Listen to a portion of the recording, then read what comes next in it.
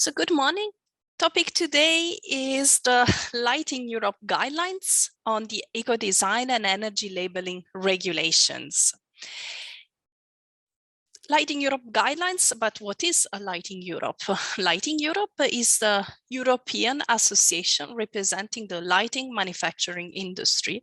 We are the only one association representing the lighting industry at European level, and our members are national associations and companies that are direct members. What are the topics today? So we will give you a very quick introduction to the main requirements introduced by the latest regulation on eco-design and energy labeling for light sources. And we will go a bit more in the details of the eco-design rules and the labeling rules. We will also give you a quick overview about the April database, because we have also published Lighting Europe guidelines on the April database. So first of all, summary of main requirements of both legislation. So first of all, we need to clarify which pieces of legislation we are referring to. So the first one is the EU Regulation 2019-2020.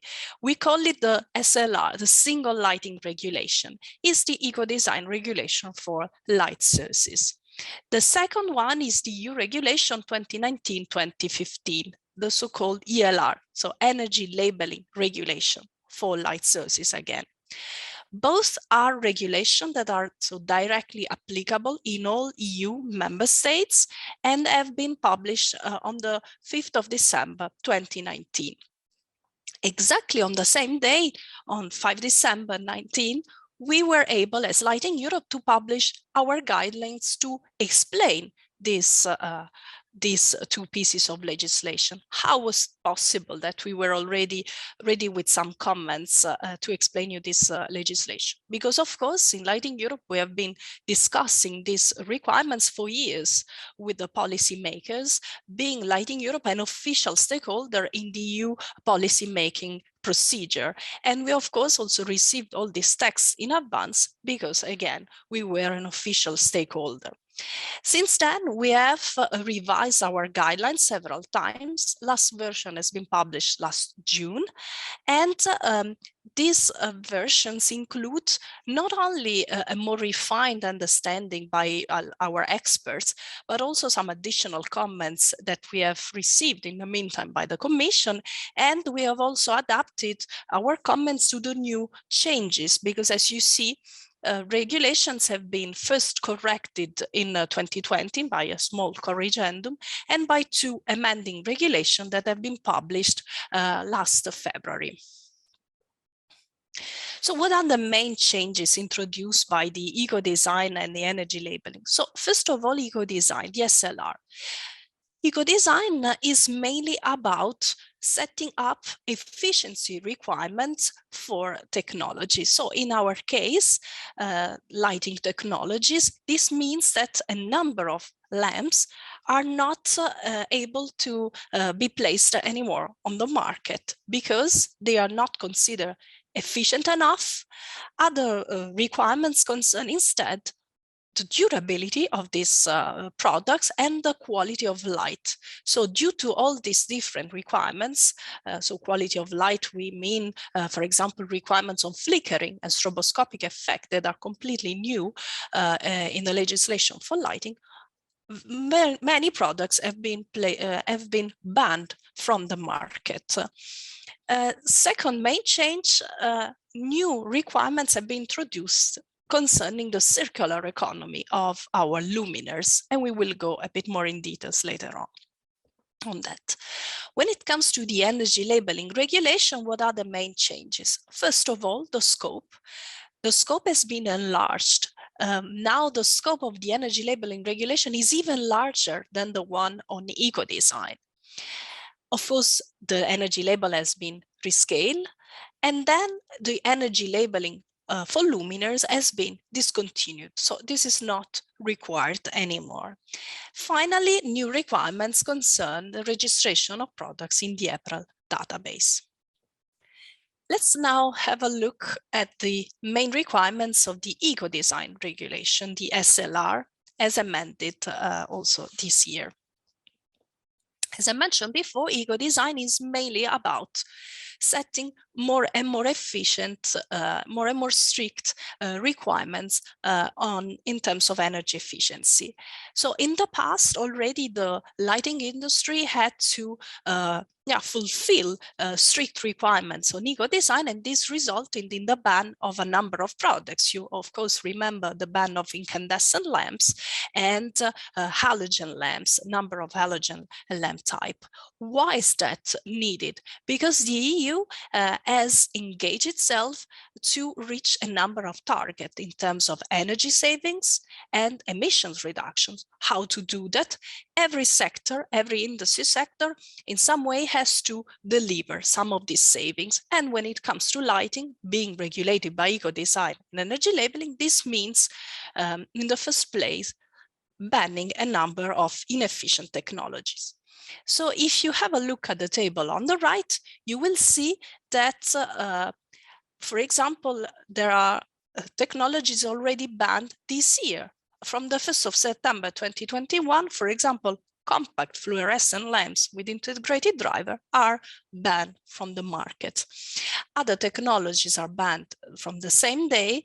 Others instead, as a second step, will be banned in 2023. For example, the famous fluorescent linear tube T8. They will ban on the 1st of September 2023. You see that also some halogens are banned. When it comes to fluorescent lamps, you have to keep in mind that they contain mercury, and for these reasons, they are also regulated by another piece of legislation at European level, RoHS. On RoHS, in the framework of RoHS, the Commission is about to adopt a number of decisions about the ban of a number of fluorescent lamps, mercury lamps, therefore, not only included in this table, but also including other lamp type, for example, T5. So these products will be phased out by this other piece of legislation in the coming years. As Lighting Europe, we have received already these decisions in advance. You will be able to read them in the first months of next year when they will be published on the official journal of the EU. Another major novelty is the introduction of circular economy requirements. They are mainly included in the Article 4 that you see in front of you as amended by the amendments published last February, but you don't need to read this text right now. We will give you a short summary in this table on this slide. So the first requirement introduced by Article 4 is the so-called replaceability requirement. What does it mean? That all products containing light sources and control gear, so this includes not only luminaires, but also furnitures that contain light sources, or home appliances or other tools that contain light sources, should enable replaceability of light sources and control gear. So you need to fulfill this requirement unless there is a technical reason why this replaceability is not justified. How to fulfill with this requirement, which looks a bit vague, if I may say? In Lighting Europe, we have prepared a number of diagrams that can guide you in the different options. So is it your luminaire with a replaceable light source? Is it possible to replace also the control gear, or only one or the two? What then should you do? Then we have the answer to all your questions with this diagram. And of course, also we will guide you through which possible technical reasons may justify the non-replaceability of these components. A second requirement is the so-called removability requirement. This is even stronger. What does it mean? That the containing product, again, so think about your luminaire, should enable the removability of the light source and the control gear for verification. What does it mean, verification? Verification is the check done by the Market Surveillance Authority to test the product and see if the product is compliant or not. If the Market Surveillance Authority cannot remove the light source and the control gear to test them, then this has some strong consequences. Your luminaire will be penalized because it has to be tested as a light source. So it's in some way we can say it becomes for the legislative requirement as a light source and has to fulfill therefore all requirements of light source, and you have a lot of them, not only the energy performance requirements but also a number of information requirements, durability requirements, and you will enter in the scope of the energy labeling regulation as well. So it means that your luminaire should be labeled as a light source. And of course, labeling a light source, a lamp, and labeling a luminaire is not the same thing. So you will have to test your whole luminaire in the machine. Of course, the performance of these products will not be as good as it could be a simple light source. So you see that the Commission, the member states are pushing very strong to make sure that components are replaceable or at least removable. Final new requirement, there are some information obligations for you, for your products, in some cases directly on the packaging of your product, of your luminaire. You have to indicate whether or not the light source and control gear are replaceable or not. How to do that and fulfilling this requirement with all the limits of the different languages that are needed in the different market. In LightingEurope, we have prepared a number of pictograms that are allowed by regulation to be able to then explain if the light source and control gear are replaceable. So you have all the different cases here displayed. You can download and just copy and paste these pictograms on your product. When it comes to the energy labeling regulation, so what are the main changes of the 2019-2015 as amended this year? So of course, the main novelty is the new label. The new label, so forget about the A++, the A+, we are back to the traditional A to G. A to G means that so you have to then recalculate the energy efficiency class that will be applicable to your product, starting from the 1st of September 2021. So it's already started 2 months ago. Which products are obliged to bear a light source energy label? Of course, all light sources that are in the scope, light sources that are also placed on the market in containing products, and of course, as we mentioned before, luminaires that have to be tested as a light source. There are very few exemptions to these rules. Emergency use light sources are exempted, for example. For all these products, the obligation is also to register this label and a number of other information, the product information sheet and the technical documentation in the April database before you place your product on the market. So before you place your product on the market, you have to register your light source in the April database. If you have a look at the label, it looks very much like the previous one, apart from the fact that you have now no more plus and a QR code that you can scan with your mobile phone or your device and get access to the product information sheets of your light source. As LightingEurope, we are very close to the market, so we have received a lot of comments from the market, not only manufacturers, but also retailers that were confused. Okay, but what are exactly the dates that are applicable? When should I replace the energy label on my product? Well, there are two main deadlines. The first one is already expired, so you had 14 working days to replace the old energy label with the new label in online shops, so on online website. Instead, for physical label on physical shops, there are 18 months time to replace your old label with a new one. So what does it mean? That basically stock of lamps placed on the market before the 1st of September 2021 can still be sold with the old label until the end of February 2023. Another major novelty that we mentioned before, but it's now some of kind of old news because it's already applicable since Christmas 2019, is the discontinuation of the energy labeling luminaire. So this does not exist anymore, is not required anymore.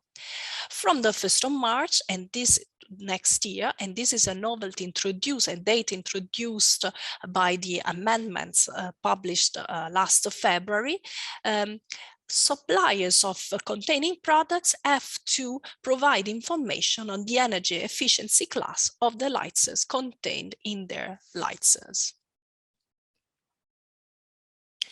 Again, we have noticed that there is a lot of confusion in the market. Is it necessary to label my luminaire? Can I place there, just for facility, a light source label on it? No, this is not possible. So we have published a couple of clarification statements on our website in the past weeks to clarify at least the basics of this rule. So apart from all the details you will receive in our guidelines, we have tried to give you really a very quick summary of the main requirements applicable on labeling. And one of them concerns exactly the basic rules that apply to containing product. So no light source energy label is required on luminaires unless you fall in this very specific case where your luminaire has to be tested as a light source. In that case, yes, it has to bear an energy label and has to be registered as a light source in the April database. In case your luminaire doesn't contain any light sources, then it's not at all in the scope of the regulation. Some quick words about the April database, where we also made guidelines published last July. So what is the April database? April is an acronym that stands for European Product Register for Energy Labeling, and is a requirement that started already on the 1st of January 2019. So for our lamps, based on the rules of the 874/2012. It had a lot of delays in the past and has been open to the public only this year. So instead of 2019, it's been open only now in March 2021. So via QR code, you can have access in your shop or online to the product information sheet of a product, a refrigerator, a washing machine, and now from 1st of September on a light source. So lamps, light sources, they have now this new label, and you can try scan the QR code and receive information on the product information sheet. New requirements, of course, as I've mentioned before, started on the 1st of September, so as well the obligatory registration in the April database. What are the next steps? What do we expect around the April database? This is a very complex file that kept us very busy in the past years, and this project is not yet over. So the Commission is setting up new features in the database. So for example, it's setting up an electronic signature system that will make sure that only verified manufacturers or suppliers are entitled to register products, and these products can be then visible in the database. So that's a new procedure that you have to go through in a mandatory way in the coming weeks. Another novelty the Commission is setting up is revising the section of the database that concern the upload of the so-called technical documentation. So the information that are required by the market surveillance authorities about the compliance of the product. So far, if you have our April guidelines, you have an Excel file that you can just fill out with all the information needed. You upload it in the April database, and you have done. In the future, the Commission wants instead to develop this section as a normal section of the database. So then you will need to adapt your ICT systems to these new requirements. Of course, being a member of Lighting Europe means that you will receive this information in advance. You will know when these requirements will be applicable, and you will have a bit more time to adapt your ICT system. The future of the database is a bit, let's say, obscure in the way that this is being more and more developed and more products have been registered, but still there are so few products registered in the database that is really unacceptable. Only a few thousands of models are today registered. So we are in discussion with market surveillance authorities, with the Commission, with the consumers organization on how to tackle this problem of the lack of compliance and also the poor quality of data registered in the database. We would like to conclude with a final slide. That's the overview of our most recent guidelines on eco-design energy labeling. So the last one, as I mentioned before, is the April database guide published last July 2021. They are all available on our website, lightingeurope.org. Thank you for your kind attention and goodbye.